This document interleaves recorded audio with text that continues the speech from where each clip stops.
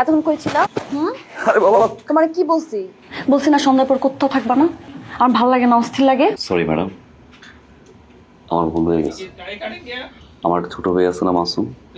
মাসুম নতুন দোকান দিছে, তো বড় ভাই হিসেবে যাওয়া একটা কর্তব্য না? মাফ করে দিন। যাও, এবার আমাদের মাফ করে দিলাম। আচ্ছা শোনো না, তোমার জন্য একটা গিফট আনছি। গিফট? হ্যাঁ, সবসময় তো তুমিই আমাকে দিছো, এই জন্য ভাবলাম আজকে তোমাকে একটা গিফট দিই। যদি নিজের টাকা না। চোখ বন্ধ করো না, চোখ বন্ধ করো। আচ্ছা, করলাম। সারপ্রাইজ। কিসের কি? আরে দাঁড়া না।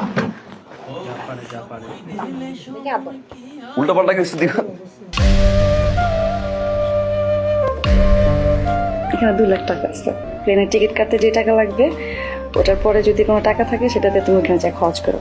আমি তো জানি না ওখানে তোমার কি লাগবে না লাগবে, আমি তো বুঝি না তো কিছু। টাকা বেশি তুমি?